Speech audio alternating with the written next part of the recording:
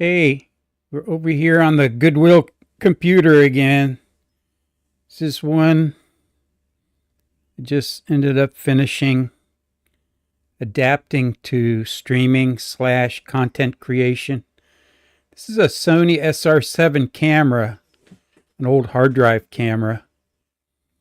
The computer is HP Z240 workstation, but I got a GTX 1050 Ti 4 GB video card to put in it, a thin one, because these are small, thin computers. So I wanted to make a simple system that maybe somebody can use for streaming or for recording. But anywho, another story today, and there's a reason, a common theme to these stories. There's something otherworldly that's taking place. It's the only thing that I can think of. Of course, some things can be otherworldly and negative, and some can be otherworldly and heavenly. And this was a young man from Wisconsin or Wyoming, one of the two. And I might have mentioned this story before when I was outside making one of the other videos. So if things change, it's because my memory's changed. I can't remember exactly how I came into contact with this young man. I want to say maybe one of the convenience stores up near the interstate called us to say that he had been robbed or somebody tried to rob him or something. So I got out with this guy up near the interstate. He was 19, 20 years old, something like that. He was mildly handicapped mentally. Looked like he might have had just a mild to moderate case of Down syndrome. And he was out here on the street, like hitchhiking.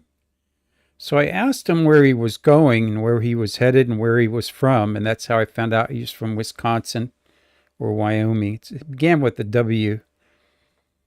And being so young and being out on the road and so far away in Florida, I asked him what the deal was, and he said he just wanted to get out, and see some of the world. And he was headed toward Miami. So he wasn't exactly in a good spot there over near that section of the city where a lot of people get robbed there at those convenience stores, especially when on the day Social Security and SSI checks come in. So he was headed to Miami because he said he knew somebody or distant relative lived down there, maybe like a grandmother or something. I don't know, but he wanted to go down to Miami. So I took a chance again, and I didn't get in trouble this time. Remember last time it was about making a phone call. So I loaded him up in my car. He was just a simple-minded young man, around 19 years old. And I felt kind of sorry for him. But he didn't seem unhappy. Didn't seem malnourished. I suppose somebody somewhere was looking after him. Sometimes we're not quite sure about the power of prayer and whether it does any good to just even think about somebody. But it does. I'm here to tell you that it does matter. So I took a chance. I went out of radio range. I drove him like 30 miles to Highway 27. Quickest way down to Miami was down Highway 27. I drove him away from the interstate where all those businesses are. I drove him down toward the Heart of Florida Hospital. Dropped him off just north of there near an orange grove. This was about 2 a.m, and he mentioned he'd probably just go into the grove and sleep for a few hours before he got started on his day. So he had a bracelet on or a necklace or something that had his home phone number on it or his mother's name or something. So I asked him, would you like for me to call your mom? I mean, do you keep track? He had no cell phone or nothing, right? How does he contact his mother? How do they find out if she's okay? I'm thinking about, there's got to be a family member somewhere who's worried about this guy. So he says, yeah, I can call her if I want to. So I dropped him off. I wrote down his number. And on the way back, I called the number. At 2 in the morning. I guess it would be 1 in the morning in Wisconsin, right? Or Wyoming. Mountain time, maybe 2 hours. But anyway, his mother answers the phone.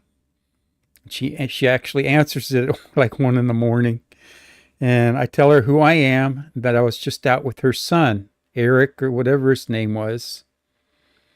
And he wanted to make sure if I got a hold of you to just let you know that he's doing okay, that he's fine, etc., etc. And I told her how I had come in contact with him, and that he said he was headed to Miami next. I don't know if she knew where he was, like somewhere in the United States. And he was headed to Miami, and I took him to Highway 27, which is like a straight shot down to Miami. His best chance of getting there would have been on over there, not through our town. So I asked her, I said, well, how does it come to be that a young man like that with a disability, a mental disability, is able to just walk away from home?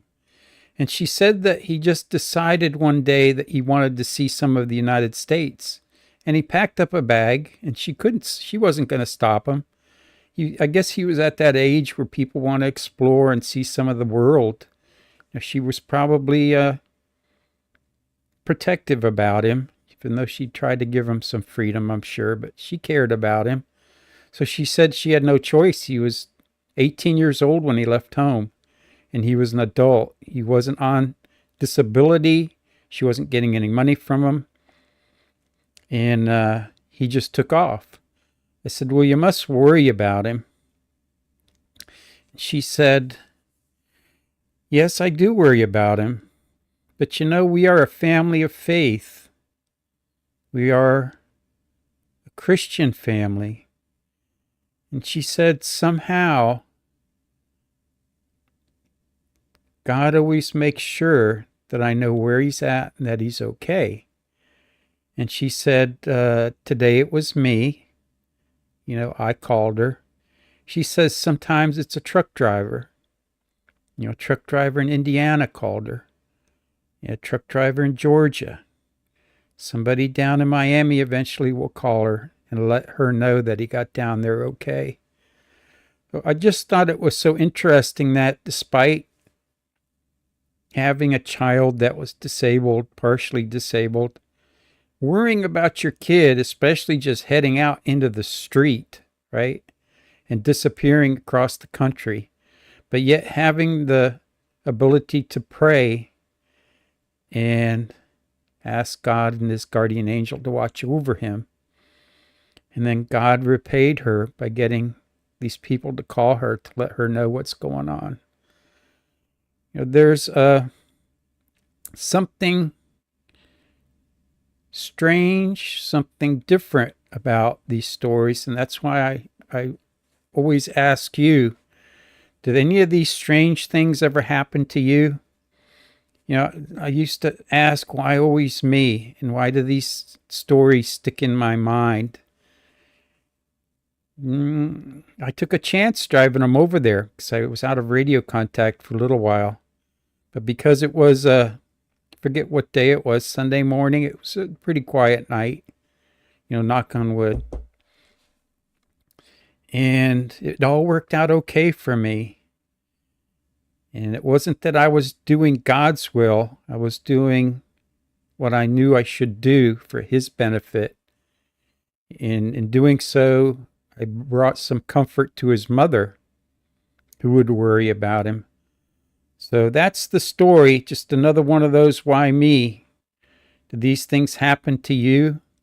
And do you remember them? Do you remember these things and these people and these places and these incidents? And do they have a common theme where they lead you back to faith and to God? That's all I got to say. See if I can get this processed on this Goodwill computer. Thanks for watching, everyone. I love you.